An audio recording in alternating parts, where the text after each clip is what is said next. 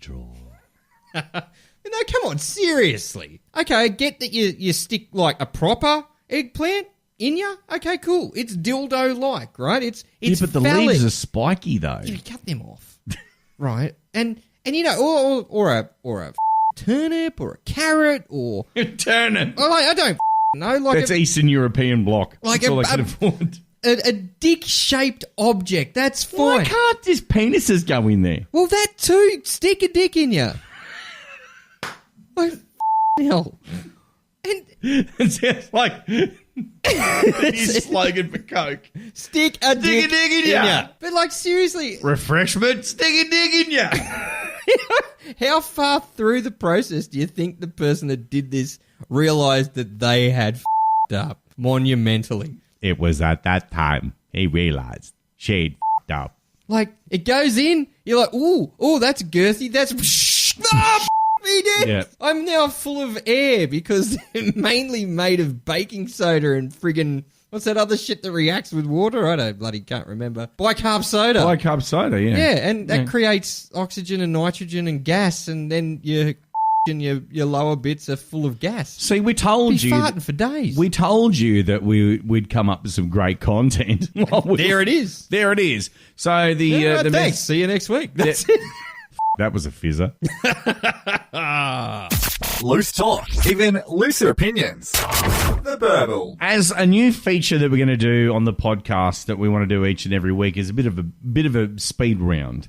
We want to do a speed round of stories. So we'll kick it off nice and early in this podcast, Season 2, Episode 1. Here is the speed round. Are you ready to go with it? Get your head around it right away because we're going to get some fast-moving comments, okay? A bloke was left furious after he parked at a servo to duck in and get a pie, Aussie as that is, in the morning.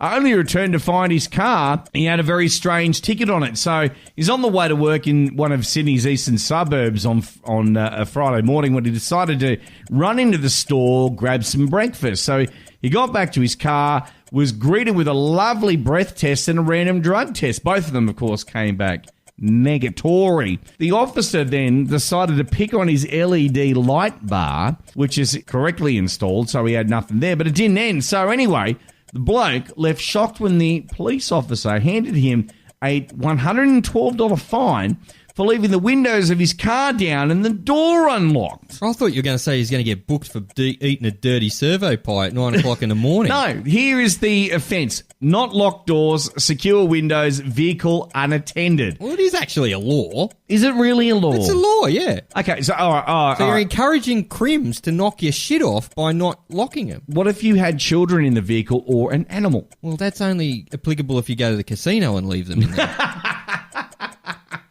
Is he right to actually come up against this and say, no, I don't want to pay this fine? And I know it is a law, but is he right? Well, he probably doesn't have a leg to stand on if he left the keys in the car and the bloody windows down. But I want to know what pie he had, though. That's the most interesting thing about it. Well, at 9 o'clock in the morning would have been a dirty pie from the night before. I used to work in a servo. Yeah, but you had decent ones. Like now the other, like every servo's friggin' a 7-Eleven now. They got the traveller pie, the ones that are easier to hold and easy to eat and easy to break when they're soft. Well, maybe he had a traveller pie. Maybe he looked like he had a face like a drop pie. Maybe he had one of those utes with the light bars and all the fucking antennas connected to nothing on it. And then I fully What's he driving around in eastern Sydney, though? Eastern suburbs of Sydney with all that? Yeah, copper's like, you're not from round here, boy. Get a fine into you.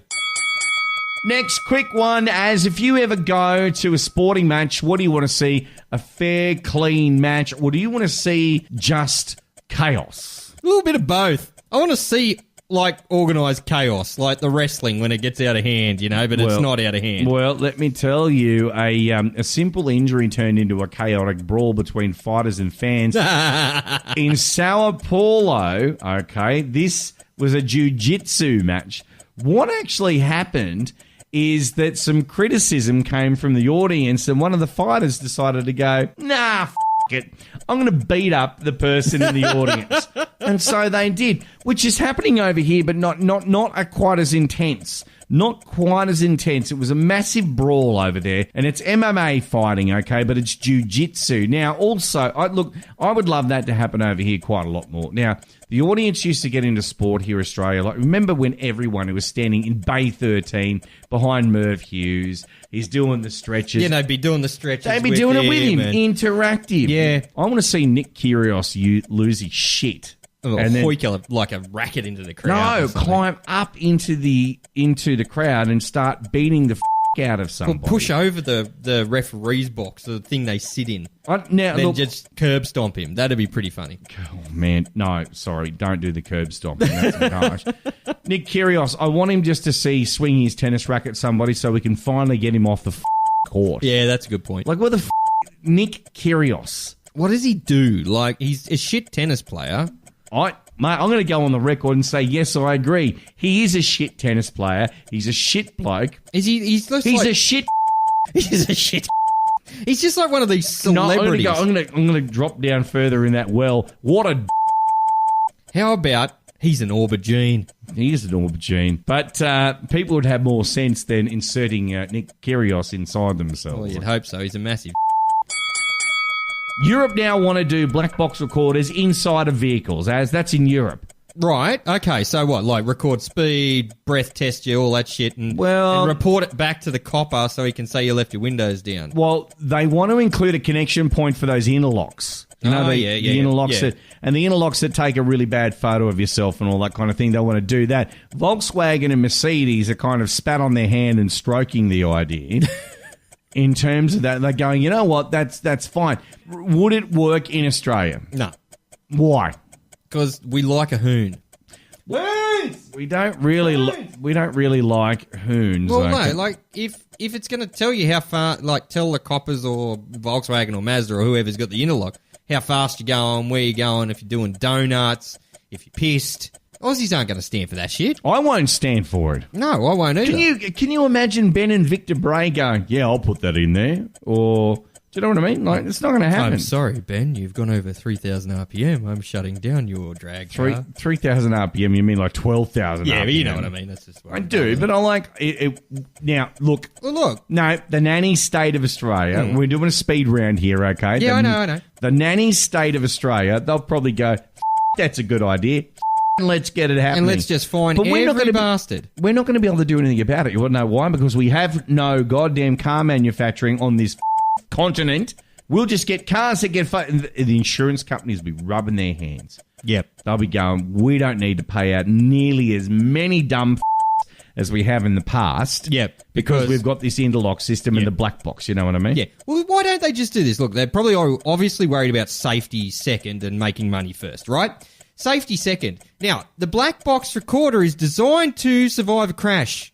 So the information can be given to someone after you up, right? Or crash the plane. Mm-hmm. Why not just make the whole car out of what the black box is made out of? I agree. Then you've got no problems. Crash into whatever the you like. You're going to save yourself. Do you know what, though? I'm thinking, like, there's some of these crashes that... Because a lot of people really bend the truth when it comes to insurance, especially in the outback. You know what I mean? Especially in the outback. Oh, I hit this ruin on the kind of thing. No, they didn't. They hit a rock on the side of the road because they fell asleep.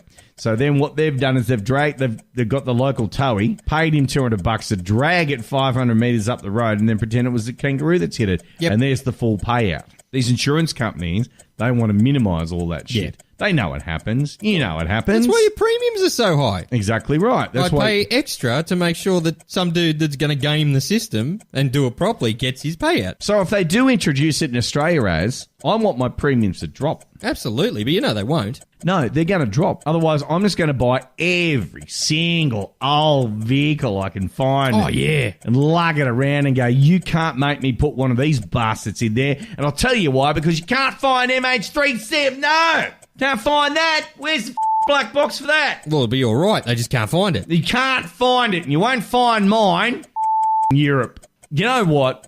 Why are we even in Eurovision? That should be an Ozit right there. Ozit, yep. Oz-exit. What the are we even there for? Eurovision. Like, what the Exactly right. I don't care. Like, we don't care. Australia doesn't care. They had a couple of weekends ago, they said, let's pick who goes to Eurovision. Singing songs. What a competition. Good for you. Off with your black box.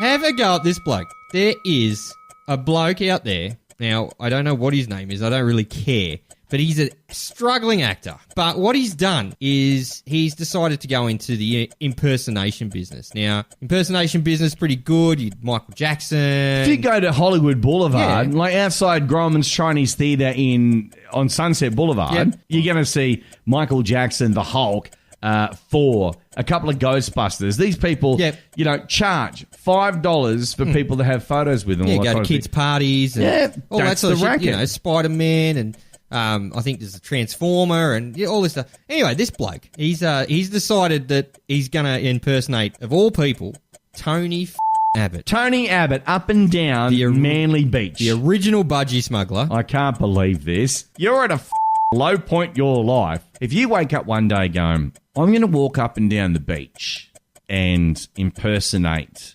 knifed Prime Minister Tony Abbott, and I'm going to set up an Instagram, and I'm going to dedicate my time and life to this. You're going to turn 65 at one point, right? And then go... And he won't get a pension thanks to Tony Abbott. Well, Tony Abbott doesn't get one because he wasn't Prime Minister long enough. You'll get a pot. I've seen drug addicts hit rock bottom. I've seen families torn apart by adultery and all this kind of World thing. World of Warcraft. Like, the male just sits at the computer all day long. He'll eat breakfast, lunch and tea there. Throw a thong at the kids to discipline them, not listen to the de facto whatsoever when they're screaming matches, all that kind of thing. You have just entered new territory, my friend. You've decided to your own life up. Why would you walk up and down the beach in a three-piece suit pretending you're Tony Abbott? The real one doesn't even do that. The real one is irrelevant. Like, maybe a few years ago when Tony Abbott was still in the news, this might have been a little bit of a more edgy kind of thing to do, but not now. Tony Abbott's a has-been. Like, this guy would be walking... He was a nun's been anyway. This guy would be walking up and down the street and even parking inspectors would spit on him. That's how far he's fallen. I'd love to see those Gold Coast parking inspectors go, hello, Mr. Abbott, can we get a photo with you? And let's wrap up this speed round, because we all throw things into the cloud, okay? This podcast...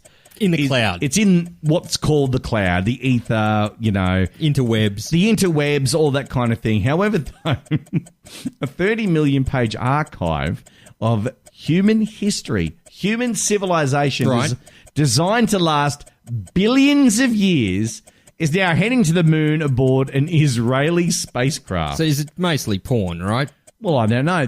Hang on a minute. This could be like them going, right, we've learnt this much, God. We're sending it back to you. Because God, probably doesn't know what we've been doing. Well, he lives in the cloud too. Well, apparently he does live in the cloud. It's called Backup for Humanity, known as the Lunar Library. And it's been put onto a specially designed disc. I love this. Now, do you remember back in the 70s, I think it was, they actually recorded onto vinyl records. Gold vinyl, I think. Gold vinyl. Where it was digital pips, or it could draw a picture, like it was video. Yeah, it had video. You talk about the Voyager spacecraft, don't you? Yes. Carl Sagan did that shit. Yes. It was pretty funky. The disc is approximately the size of a DVD and can resist extreme temperatures, radiation, and other harsh conditions in space for billions of years. Now, if they've managed to make that technology, why the hell can't you... I want to play Shrek on DVD, and that one smudgy thumbprint that's on there just absolutely skips the track every time. Yep. Why is that technology? Give it to me while I'm here and now, not for dumbass aliens billions of years in advance. But hang on. They're going to put the disc on the moon, right? Apparently put the disc on the moon. How are you going to play it back? I don't know. You're going to have parts for that? Like, you're going to go down to the local interplanetary... Big W and go, I need a DVD human thing? No. I've just opened up a whole can of worms here. Right. Holy crap. This could be the final resting place for Blockbuster Video. Oh! You could put or would it be a Video Easy kiosk on the moon, right next to the American flag and some fake footprints? What do you reckon? Yeah, the red box. It'll be a red box. A red box? Yeah. So, but this, Sony, I hope you're listening here. Actually, no. This is a new format, Wars. No. Let's rebirth a format. Microsoft with their HD DVD idea that they wanted to bring out. That's what they did with all of the leftover ones. Exactly. Put it up there, mate. get Bill Gates and Bulmer, whatever his name is,